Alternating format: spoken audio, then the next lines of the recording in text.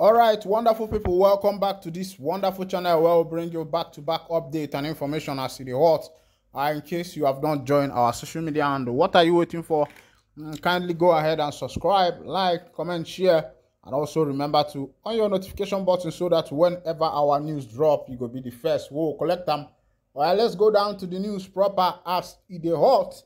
Mazi Simon Ekpa, the Prime Minister of the Biafra Republic government in exile, don't clash heavily with Enyinnaya Abaribe, Senator Enyinnaya Abaribe.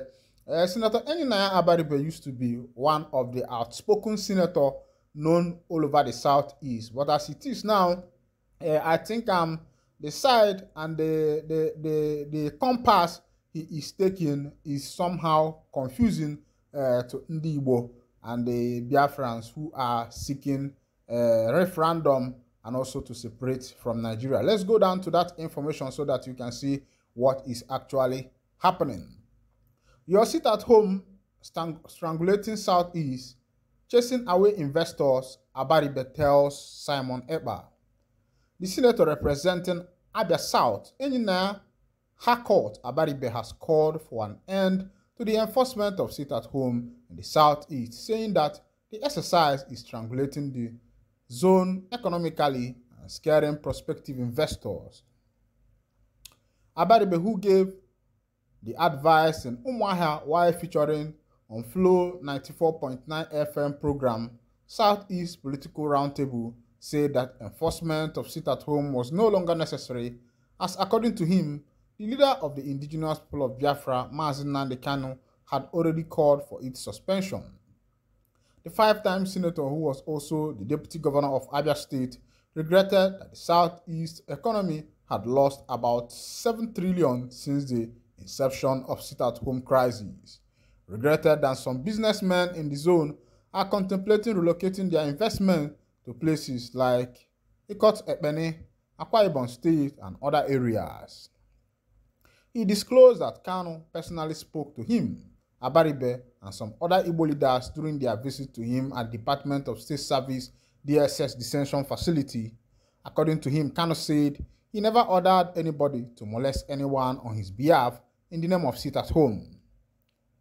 The Abia South senator also frowned at Finland-based Simon Ekpa for threatening former Senate President Aírŕëšt because he aired his opinion on Biafra agitation strategy, noting that he, Abaribe, cannot be intimidated by anyone for saying his mind, while acknowledging that Igbos are being marginalized in the scheme of things in Nigeria. Senator Abaribe said the situation was not enough for some persons to wage a war against their own people under any guise. He also faulted President Bola Tinubu for making lopsided ministerial appointments in favor of other 5 geopolitical zones, and called on the National Assembly to look into the anomaly. The Abga senator, who observed that the Southeast got only 5 ministerial slots, noted that President Bola Tinubu increased the constitutional recommended slots for the other geopolitical zones in the country. He noted that the president is repeating the appointment style of former President Muhammadu Buhari by allocating critical positions to the Southwest geopolitical zone. Abaribe, however, challenged the people of Southeast to build political coalition beyond the zone if they hope to get the presidency, saying that P2B has proved the point that Igbos could get Asorok with what he termed beyond a zone coalition. Nobody gives you the presidency. You fight for the presidency. You build coalition. You build relationship. You build movement. Nobody will have pity on you because power is not served, Abaribe advised. The former Abia deputy governor disclosed that the Southeast caucus in the National Assembly has agreed to work together for the interests of the people. He assured that the agreement will produce good results for the zone. My people, this one is coming from Enyinnaya Abaribe, the former senator Abia South. According to him, he said that what Mazi Simon Ekpa is doing is not how it is supposed to be done. And my question is, how is it supposed to be done? Because as now, onye kwe ni ife na-atọ ụtọ, o mee gịnị, o kwuo ife ọ na-atọ ka ya. maka na ọ bụ na ikwuru ife ọ na-atọ ka ya ịma mma ma nya bụ ife na-enu inu ma ọ na-atọ ụtọ ka ọ na-atọ shuga ka ọ na-atọ pineapple ka ọ na-atọ ncha. But as he be, Enyinnaya Abaribe, according to himself, said that he is not afraid to talk to anybody. He's not afraid to, to say his mind.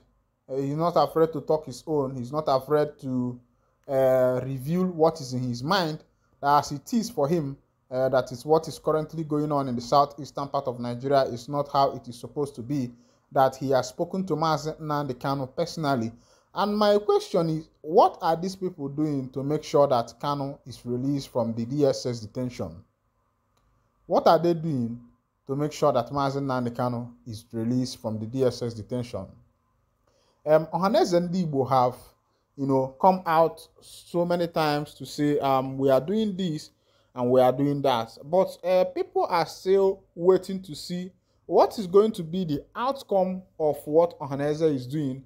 What is going to become the outcome? Because for Mazi Nnamdi Kanu, I think this is 2 years plus since he was extraordinary rendition from Kenya to Nigeria, and by October, I think by April next year, it will be 3 years, and the man is still in the DSS detention. The question is, what is currently going on? What is the way forward? What is the way out? And Simon Ekpa, who is the Prime Minister of the Biafra Republic government in exile, and his men, has given, has given their own condition, saying that this is what they want the federal government to do. This is what they also want. This is what they are looking at. And I think it is high time that if these people really want the Southeast to work, the way they are taking it, the way they believe that, yes, actually, they are in for Southeast and the rest of them, why not release MNK? And see, okay, these people said, all we need from you is to release Mazi Nnamdi Kanu and the rest is for us. Why not release the duo and see, okay, after releasing him and see what is actually going to happen? But they have not released him. He is still in the DSS detention, and the people who are agitating are still agitating. So I think it is high time, at least, that there should be a little bit fairness. And also, it is high time that these Igbo politicians come out and say, ho-ha, what is actually happening. Because there is no way you'll be beating around the bush. I have been following many of these Igbo politicians for so much a long time, and I've been able to understand that whenever it comes to what concerns Mazi Nnamdi Kanu, they don't follow the matter completely.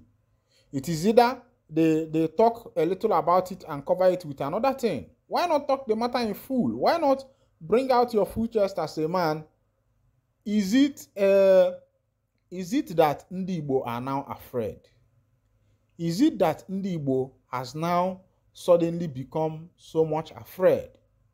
And I think that the issue is that some of them don't want to lose their position, because as it is, they say the government of the now is by democracy, government of the people by the people, which is to say in simple terms that it is who the people vote for.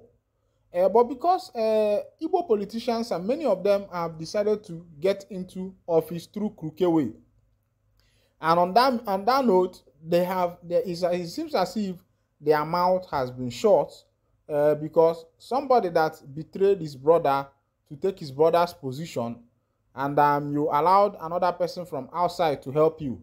I think there is an oath bounding you that you have to be loyal to that person forever, all the days of your life. Because if not, the person will reveal your secret, and once your secret is revealed, every other thing is gone. Otilo, you will lose every other thing. I think that is the fear of some of these Igbo politicians, and they are also doing as if they are not part of Nigeria, as if they are just servants, and that is the area I'm yet to understand. Meanwhile, I will be winding down the curtain here, and if this is your first time of joining us on this wonderful channel, please kindly go ahead and subscribe, like, comment, share, and also remember to on your notification button so that whenever our news drop, you will be the first we'll collect them. Thank you for listening. Thank you for coming around.